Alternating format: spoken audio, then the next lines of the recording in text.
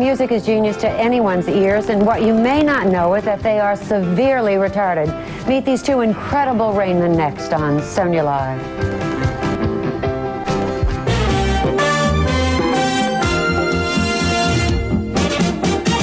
It's Sonya, live in LA, with Dr. Sonya Friedman. Hello and welcome to our Wednesday show. How can someone who can't change a dollar rattle off half of an entire Metropolitan phone book?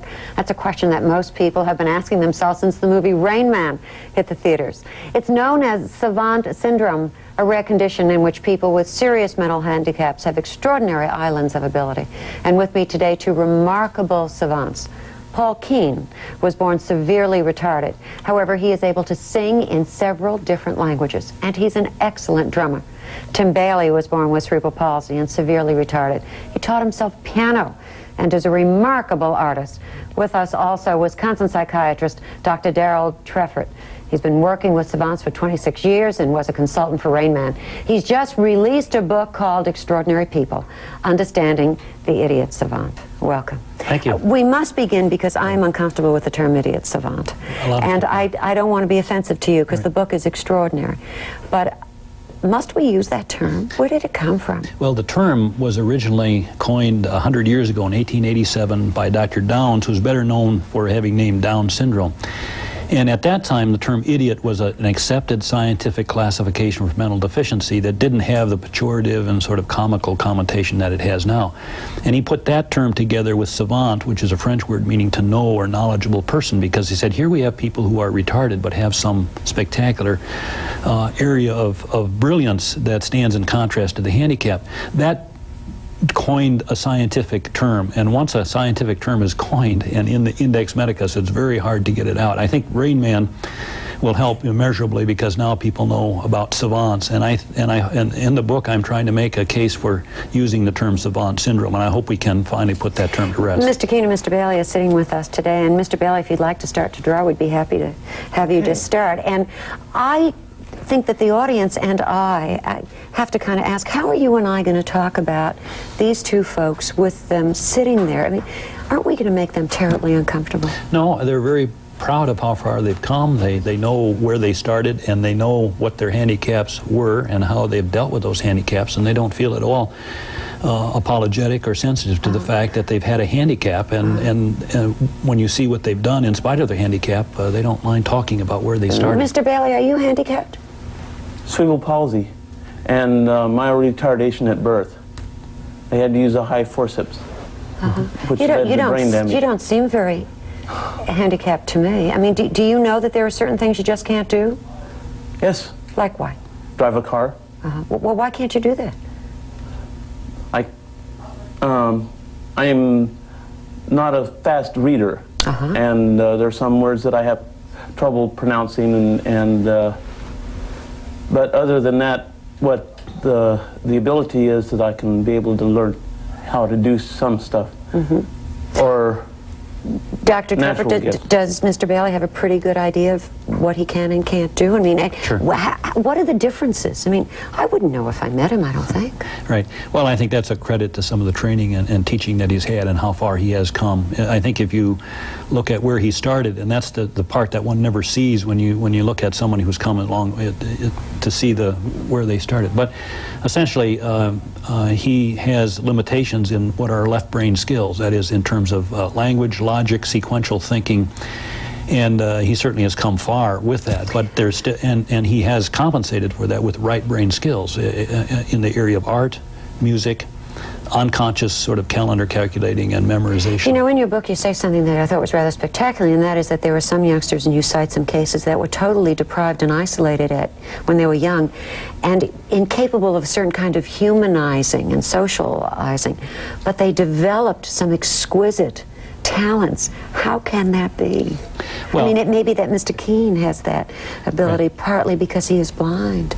Well, I think that autistic people in particular, and Paul has a lot of autistic features that Tim does not have in terms of not as spontaneous, not as much interaction, and more distance, more like the character in Rain Man in terms of some, but even that can change, and you can use their talent to use that as a conduit toward more socialization and toward more language, but they still are going to have an intrinsic limitation in what we traditionally call left brain activities. I'm going to ask him a little bit about that. Mr. Kuehn, are you handicapped?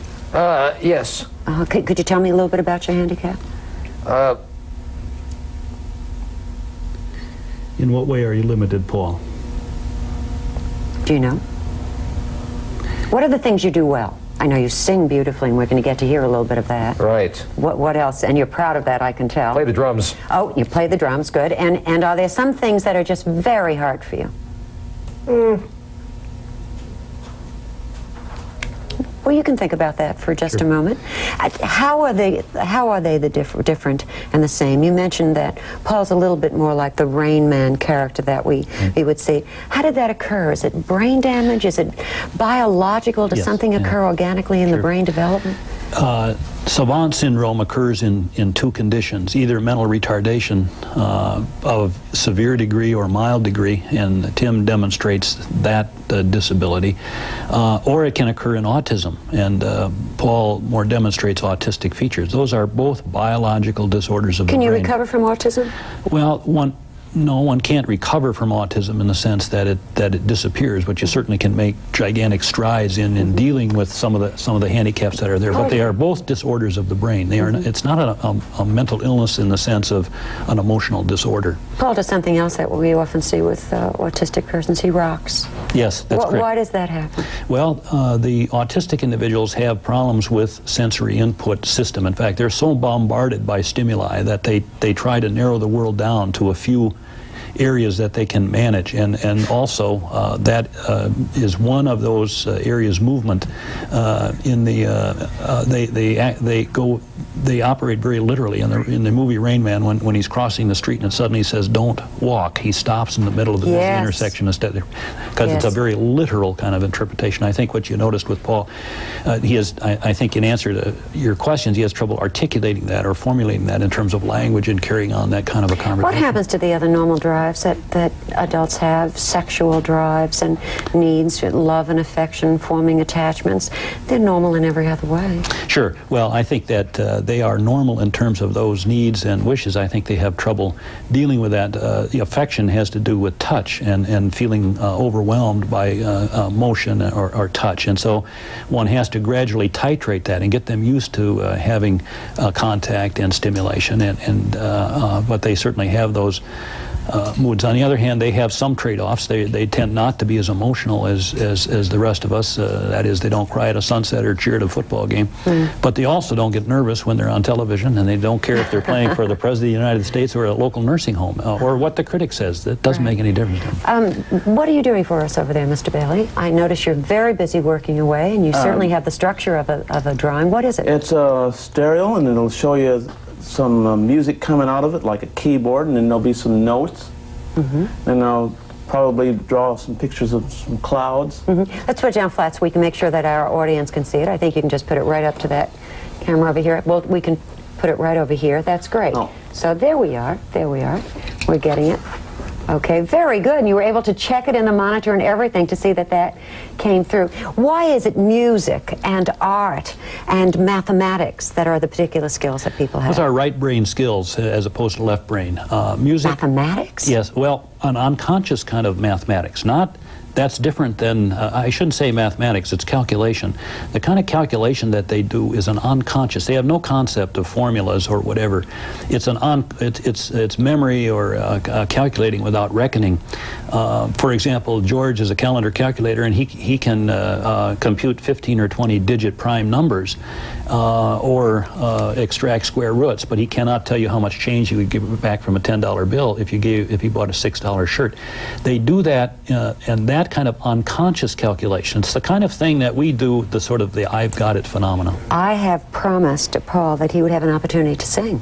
And I understand that you have sung in a number of wonderful places, ballparks. Paul, you going to do a little bit of the Star Spangled Banner for us? Yes. Well, go right ahead. Here's your stage. Oh, say, can you see by the dawn's early light You don't have to stand. We'll forgive you this time. What so proudly we hailed at the twilight's last gleaming, whose broad stripes and bright stars through the perilous fight o'er the ramparts we watched were so gallantly streaming. And as Paul continues, we're going to invite you to join us. We'll talk about Savant syndrome. We want to thank these gentlemen for being with us, and we'll be continuing with you, Doctor, at 213-469-5533. Join us.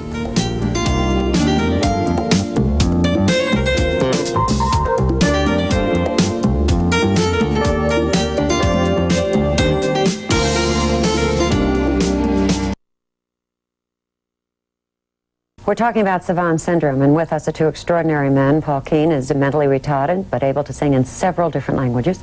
He's an excellent drummer. Tim Bailey was born with cerebral palsy, also mentally retarded, an amazing piano player and an artist. And also with us today, psychiatrist Dr. Darrell Treffert. He worked with savants for 26 years and was a consultant on the movie Rain Man. Let's take some questions, and then we've asked our gentleman to stay so we can see the finished product that Mr. Bailey has. And Mr. Kuehn, I understand, knows everything there is to know about rock and roll. Right, so we're going to quiz him a little bit. Sure. Jerry from Michigan with us now. Hi, Jerry. Hi, Sonia. Yes. I'm glad to reach you again. My question is, can this Savant syndrome be brought on by a head injury? And does it manifest itself immediately, or can time be a factor in this? Doctor? Two good questions. Yes, it can be brought on by head injury. Alonzo Clemens, who is a sculptor in Denver, Colorado, who is nationally recognized now, was born normally, had a head injury about age 3 or 4, and after that his savant characteristics emerge. That's sort of called acquired savantism. Most savants are born that way, but it can come on. Did he have a normal IQ, or he was also retarded? Yes, correct. And then he had a he had a normal IQ. He had a head injury and a rather serious mental retardation. And after that, and then his miracle, or his ability to sculpt, blossomed, and it is really.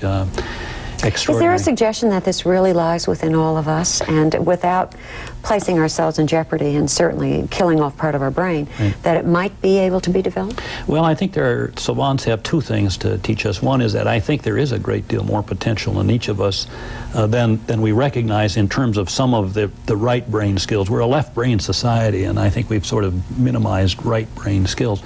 But also, I think in terms of memory, probably more implications there. The savants have a fantastic memory. As I mentioned, George remembers the weather every day of his adult life. And is it true that all children have eidetic memory, which you talk about in your book? Many do. And let me explain that. Yeah. That is that when you see something, you continue to see it as if it were still present, even though it's no longer there. Right. We now can use, that's the digital freeze frame on a VCR now. Yes. That's exactly what that kind of imagery is, and many children have that. It's an earlier kind of memory, and we graft on our more cognitive memory, and we lose that ability. Yeah, incredible. But it would be nice to tap back into that. Indeed, and I think we can. I really believe that we can. Let's go to Mary in Los Angeles. Hi, Mary. Hi. Yes. I'd like to know if when a baby is born, can you tell it's going to be a savant right away? No, not really. Although many of the savants have these abilities early in childhood. Drumming, rhythm.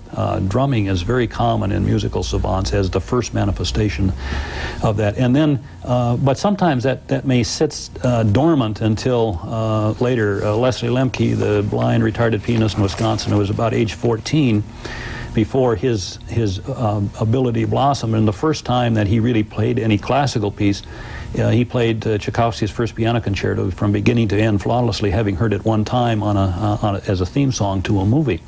But that happened at age 14. I think with Paul, his musical ability came later in about age 15 or 16, where it really blossomed forth, although before that he had a clear sense of rhythm. So there is no way to tell early on, and many times it simply emerges, and when that's going to emerge it varies from case to case. Let's go to Julie in Connecticut. Hi, Julie. Yes, I'm calling from Connecticut. A few years ago there was a movie that depicted an autistic child, by the name of Sunrise was the movie. And at the end of this movie, the child was brought out of his autism and became a functioning, normal person, so to speak. I was wondering if that is common, and does it happen a lot? I wish it was. Unfortunately, it's not. Do you know of any cases? No. Of true autistic individuals? No. I think that, unfortunately, the early days of autism, it was described as the refrigerator mother, which is a terrible term, and it did a real disservice to a lot of very good mothers. The book, A Child Called Noah, dealt with what the mother had gone through and the terrible trauma that, frankly, our professions really brought upon her. Yes, and the implication was that it was a psychological problem. It was the mother's fault, rejecting affectionless mother, and that if you got the magic word and broke through that barrier, the person would emerge. That simply does not happen. I would like to ask Mr. Kuehn, if I may, too. Just a little bit, if we may. Let's talk a little bit about some of the stuff in rock and roll. Okay, I understand, Paul, that you know the years the songs were recorded and the groups who record them for a number of them, and I picked out just a couple and thought you might tell me. Walk On By. Young Warwick, 1964. Okay, what about Paper Roses?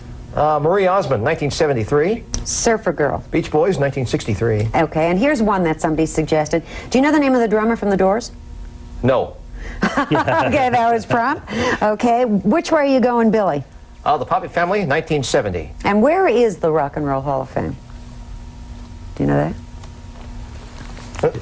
He is in terms of titles and pieces. And, so it is that specific? It is. It is specific to the title, and that stays with him forever. Right. Even though it's not connected to anything. Correct, right. And it seems bottomless. In terms of titles and artists, it simply goes deeper and deeper and deeper. We'll take another call. We'll go to Betty in Ohio. Hi, Betty.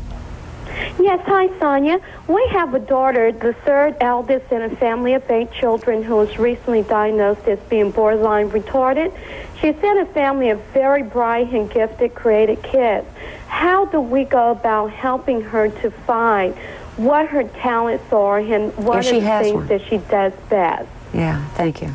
Well, I think the thing to do is to plug into the resource network in your area, not just the professional network, but the parents network as well. There are some excellent Society for Autistic Individuals, as well as the societies dealing with these disabilities. Let me try a quick theme on you. I'm probably one of the few people who was pleased with the ending in Rain Man, because I thought it was realistic, knowing that all hospitals are not the best. You indicated it was supposed to have a happy ending. I think that part of what happens to us is if we don't see difficult endings, it takes away from our ability to cope with the realities of life. What do you think? I agree with you entirely, and I think the original ending was a happy ending. He was 6 days out of the institution, went the next day with his brother to see the Dodgers in LA Stadium. That is not realistic, and I think much more realistic is that he made some contact, that things are going to be different now between he and his brother, and there will be some integration, but it's a much more real ending, and one that I think is more plausible, and as you said, I think teaches us more about reality. Yeah, I think we need more about reality, frankly. Let's take a look at that wonderful picture that's being finished. Mr. Bailey, may we see it now? I know it's still in progress, but you've done such a good job. You can just leave it right there and we can see it. And there's the piano coming right out of the stereo. I just want to move it so that they can see that with the music coming out of it. That is just well done. Oh, God, that is terrific. Just terrific. Thank you, Mr. Bailey. Mr. Kuehn, thank you for your wonderful song. And thank you, Doctor, for being with us. Thank you. Absolutely fascinating. The Midweek Outlook right after this.